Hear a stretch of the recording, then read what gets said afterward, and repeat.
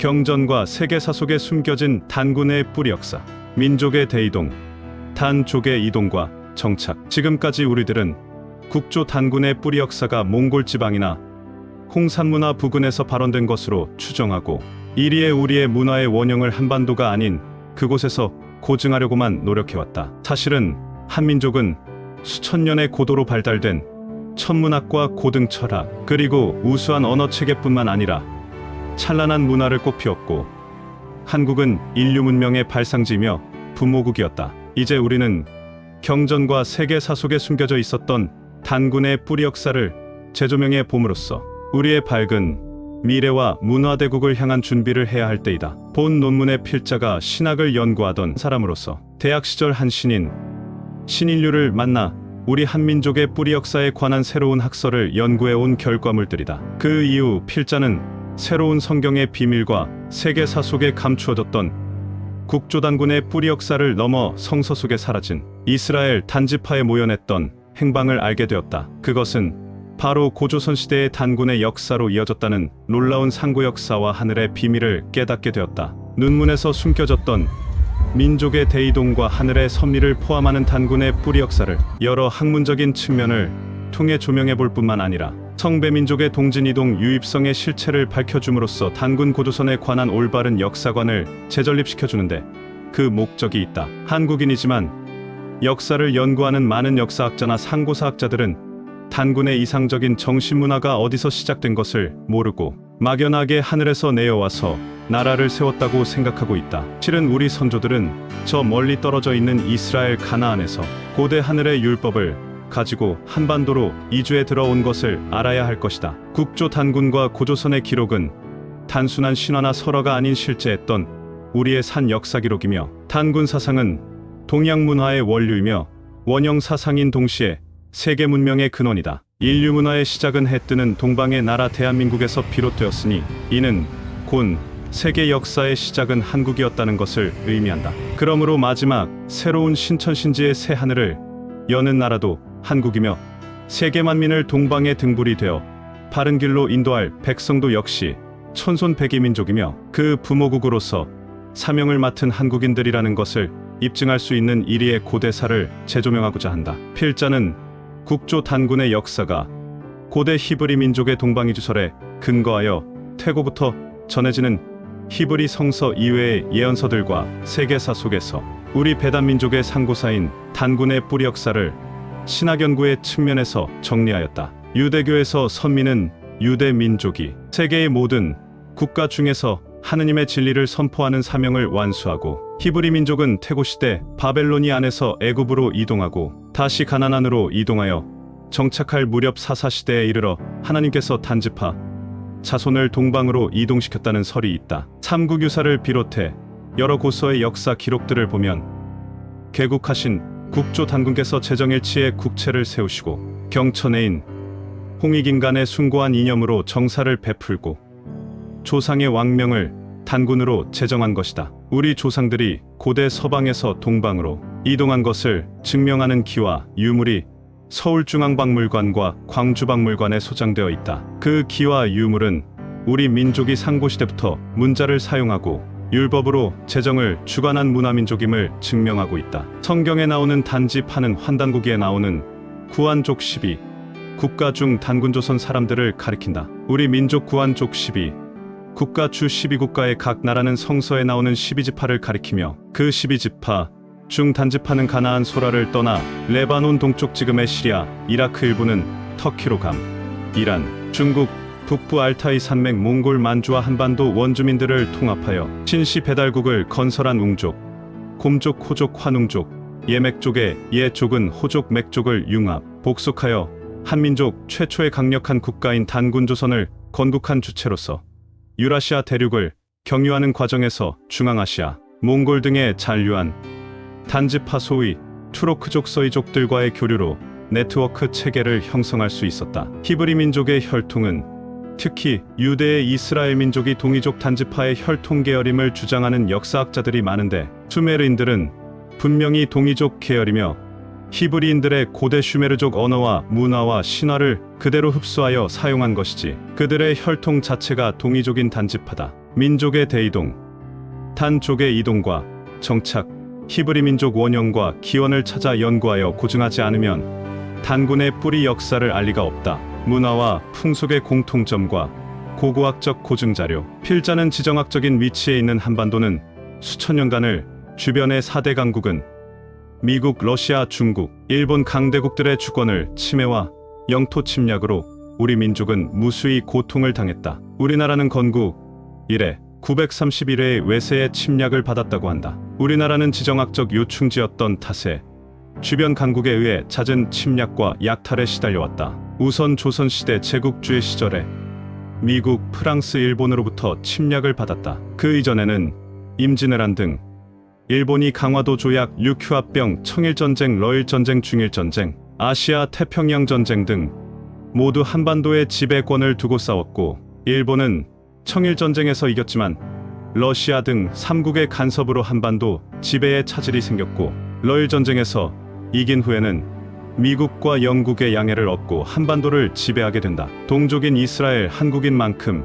전쟁으로 끊임없이 시달리며 고통의 고난의 긴 세월을 살아왔지만 선민이고 강인하여 역경을 이기며 여전히 강력하게 존재하고 있다. 또한 한민족과 히브리 민족은 원래는 하나의 민족에서 시작되었다. 그렇기에 이스라엘과 한민족의 문화 풍습, 생김새가 같고 두 민족 모두 지정학적 중심지에 자리 잡고 있다는 점이 독특하며 닮았다. 한반도와 이스라엘은 아시아, 아프리카, 유럽 세 대륙의 교차로이자 중심이다. 우리 한민족은 아시아, 아프리카를 뛰어넘어 전 세계의 교차로이자 온 땅의 중심이다. 한반도의 지리적 좌표는 북태평양의 위치에서 본다면 북태평양 서쪽 연안에 있는 한반도 주변 4대 강대국 미국, 러시아, 중국, 일본을 말한다. 한국의 지정학적 위치는 중요하게 여기고 있으며 주변국과의 이해관계가 얽혀있다. 중국이란 대륙의 위치에서 본다면 중국 남쪽에 붙어있는 나라이다. 문화적으로 본다면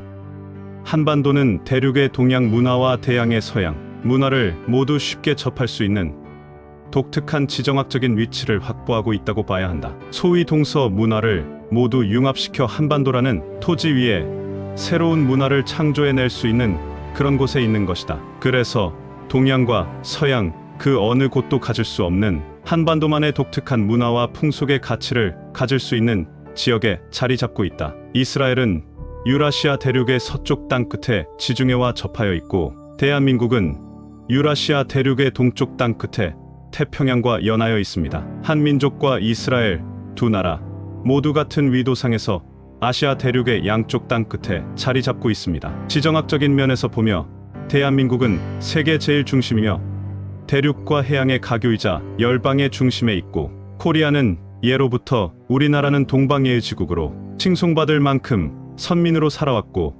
하나님의 유대인들에게 약속한 젖과 꿀이 흐르는 땅, 한반도는 동방 땅끝, 땅 모퉁이 먼 나라 해돋는 곳, 가나안 땅, 축복의 땅으로 예언되어 있다. 섬들아 잠잠하라, 동방에서 의인 한 사람을 불러일으키리니 열국 왕들이 다 와서 굴복게 하며 왕들을 치리하게 하시되 하였으니 전 세계를 심판하고 다스릴 구세주가 동방에서 나오게 되어 있다는 뜻이요. 내가 땅끝으로부터 너를 붙들고 땅 모퉁이로부터 너를 불러 하였으니 그 주인공은 동방의 나라 한반도에서 빛의 본체이신 생명의 하나님이 출현하여 구원의 역사가 시작되는 조선, 고요한 아침의 나라 추엇은 The land of the morning come. 동방의 지국 코리아는 모든 예언의 말씀이 성취되어 구원이 시작되는 빛의 나라로 쓰일 것은 모든 경전과 불경 성경의 증거와 더불어 현실 세계에서 이루어지는 동방의 이스라엘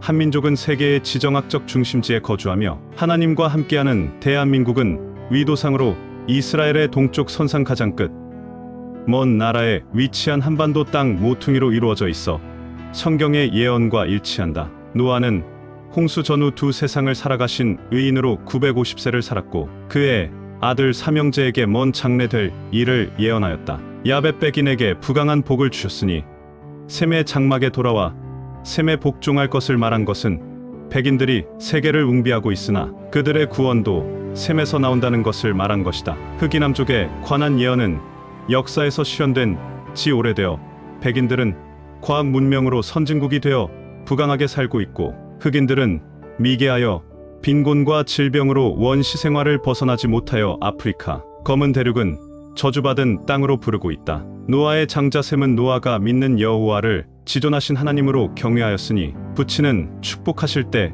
하나님의 신을 셈에 옮겨주시고 셈의 하나님이라 하였다. 믿음의 조상 아브라함의 마음속에 사로잡힌 하나님이 빛으로 들어오신 자유 하나님 신이 함께 공존하고 있다. 필자가 만난 신인류 정도령은 다음과 같이 말씀하였다. 태초의 빛으로 하나님과 아담과 하와가 에덴 동산에 계셨는데 사망의 신이 되는 마귀 영에게 사로잡히는 순간 아담은 남자가 되고 하와는 여자가 되니 만물도 인간처럼 음양으로 쪼개어져 오늘날의 형상을 갖게 된 것이다. 즉 중성의 신인 생명의 신 하나님이 사망의 물질인 음양에 에워싸여져 있어 썩혀져 붕괴하는 것이 만물의 사망이며 물질의 부패 현상이다. 하나님의 빛이 나라는 의식의 무덤 속에 사로잡힌 상태가 오늘날 인간의 모습이다. 사로잡히지 않는 한 분의 자유로운 하나님이 구원의 역사를 치밀한 작전 속에서 믿음의 조상인 아브라함의 하나님, 이삭 하나님, 야곱 하나님 속에서 빛으로 들어오신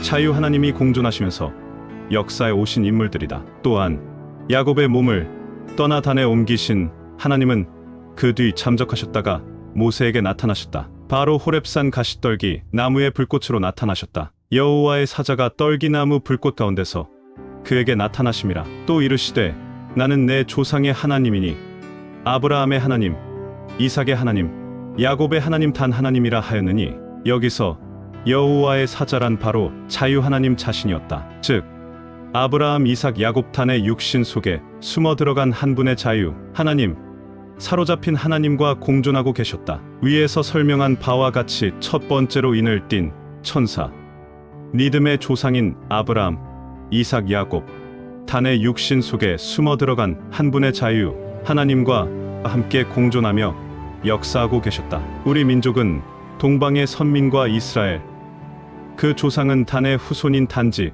파의 혈통인 천손 한민족이다. 전 세계를 구원할 빛의 본체이신 메시아 되시는 주세주가 셈의 조상을 통해서 나타나 이 세상 거짓 종교를 종식시키고 영원한 하나님의 나라 킹덤 of God는 셈의 장막인 한반도에 세우게 되어 있다. 셈의 장막은 틀림없이 이루어지고 있으니 무화가 예언한 지 4500년이 지난 지 오늘날에 이루어지고 있다. 한반도 고대 기독교 전래설에 관심이 있는 박정규 박사는 서울교회 사연구소장, 전 대신대학교 교수 한국교회사를 섭렵하면서 성경을 연구해왔다. 성경 여러 곳에서 단 자손 가운데서 인류의 구세주 메시아를 출현시키려는 섭리의 뜻을 선지자들의 글을 통하여 예언하고 있음을 알 수 있다. 또 이르되 셈의 하나님 여호와를 찬송하리로다. 가나안은 셈의 종이 됐고 하나님이 야벳을 창대하게 하사 셈의 장막에 거하게 하시고 가나안은 그의 종이 되게 하시기를 원하노라 하시니라 하였고 또 창세기 다는 이스라엘의 한 지파같이 그의 백성을 심판하리로다. 다는 길의 뱀이요 첩경의 독사리로다. 말굽을 물어서 그 탄 자로 뒤로 떨어지게 하리로다. 여호와여 나는 주의 구원을 기다리나이다 라고 하였다. 독사란 글자를 파자하면 임금주의 어미모 벌레충의 진면 비수비이다. 이를 해석하면 이 세상의 왕이 되는 엄마인데 마귀와 싸워 이겨서 왕이 되어 편안하게 관을 쓰고 의자에 앉아 있다는 뜻이다. 즉 독사란 백성을 심판한다고 했으니 구세주를 상징한다. 따라서 단지파에서 출현한 구세주가 자짜 구세주인 마귀의 왕을 말해서 떨어뜨리고 진짜 이 세상의 왕으로 등극한다는 뜻이다. 진짜 구세주가 나옴으로 말미암아 성경에 감추어진 영적인 예언의 말씀은 정말 묘하고 깊은 뜻이 죄인의 지혜로는 풀 수가 없으며 구세주 메시아가 출현해야 영적인 성경 말씀의 참뜻을 알 수 있다. 천하를 호령하는 말 탄 자는 누구며 큰 말을 굴복시키는 힘은 무엇인가? 뱀과 말은 왜 원수가 되어 싸우는 것인가? 독사 풀숲이나 바위 속 혹은 산속에 숨어 있지 않고 길목을 지키고 있다가 왜 달려가는 말발굽을 물어 거꾸러뜨리는 것일까? 이에 대하여 우리는 히브리 민족의 역사를 깊이 관찰하면 그 해답을 찾을 수 있다. 내가 그들의 형제 중에서 너와 같은 선지자 하나를 그들을 위하여 일으키고 내 말을 그 입에 두리니 내가 그에게 명령하는 것을 그가 무리에게 다 말하게 하리라고 하였고 단에 대하여는 일러스되 단은 바산에서 뛰어나오는 사자의 새끼로다라는 말씀을 보면 창조주 하나님께서는 셈족의 계통에서 아브라함의 자손을 선민으로 택하시고 그 자손을 통하여 낙원을 회복시키려고 경륜을 펴시고자 섭리하고 계셨음을 알 수 있다. 셈의 아들 다섯 중 셋째인 아르박삿은 셀라를 낳았고 셀라는 에벨을 낳았다. 에벨의 큰 아들 벨렉의 이름은 나님을 의미한다. 벨렉 시대에 인류가 나뉘었음을 시사한다. 에벨은 두 아들을 낳았는데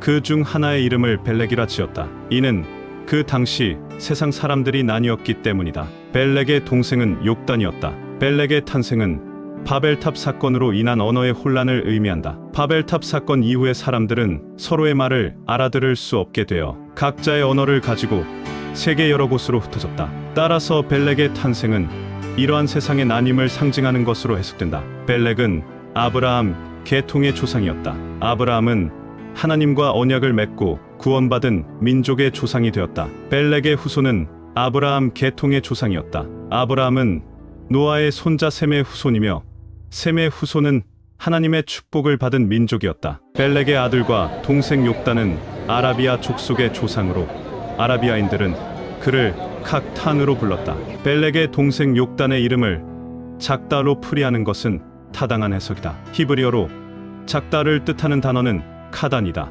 따라서 욕단의 이름은 여호와 카단의 합성어로 풀이될 수 있다. 이러한 해석에 따르면 욕단은 그는 작다를 의미하며 단지 벨렉보다 늦게 난 동생임을 의미한다. 신학자들이 단과 욕단을 연결시키는 주장은 야곱의 아들인 단과 욕단이 에벨의 아들로 언급된다는 점에서 출발합니다. 단은 동쪽을 의미하는 단어이며 욕단은 작다를 의미하는 단어입니다. 이러한 점을 바탕으로 학자들은 두 이름이 같은 사람을 가리킨다고 주장합니다. 이러한 주장은 다음과 같은 문제점을 가지고 있습니다. 그러나 히브리어로 작다를 의미하는 단어는 카단이며 욕단은 여호와 카단의 합성어로 풀이될 수 있습니다. 따라서 욕단은 그는 작다를 의미할 뿐입니다. 단은 동쪽을 의미하는 단어이며 욕단은 작다를 의미하는 단어입니다. 이러한 두 단어의 의미는 서로 다릅니다. 따라서 욕단의 이름을 작다로 풀이하는 것은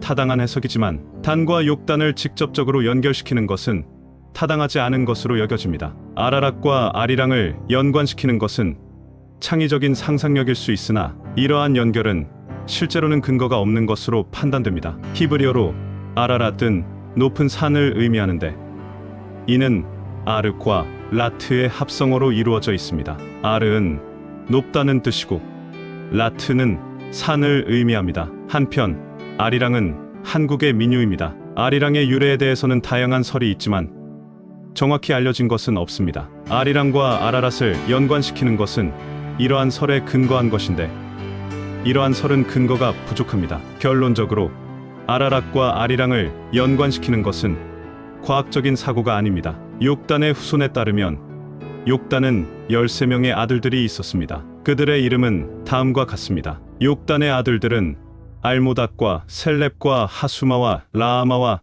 수가와 드달라와 에발과 아빌과 아비마엘과 세바와 오빌과 하윌라와 요바브란이다. 이들 이름은 모두 아랍어에 나오는 지명이나 인명과 일치합니다. 따라서 욕단의 후손들은 현재의 아라비아에 정착하였다고 볼 수 있습니다. 욕단의 후손들은 아라비아 반도 남쪽에 거주했던 것으로 추정됩니다. 그들은 메사에서 스발에 이르기까지 광대한 지역에 흩어져 살았으며 각각의 지역을 중심으로 부족을 형성했습니다. 욕단의 후손 중에서도 특히 알모닷은 중요한 역할을 했던 것으로 보입니다. 알모닷의 이름은 하나님은 나의 친구라는 뜻입니다. 그는 아라비아 반도 남쪽에 거주했던 것으로 추정되는데 혹자는 예멘이 바로 이 알모닷의 후예들에 의해 건립되었다고 말합니다. 이러한 역사적인 정보를 통해 욕단의 후손들이 아라비아 지역에 거주했습니다. 결론적으로 말하자면 노아의 5대 손 욕단은 결코 단군민족의 시조가 될 수 없습니다.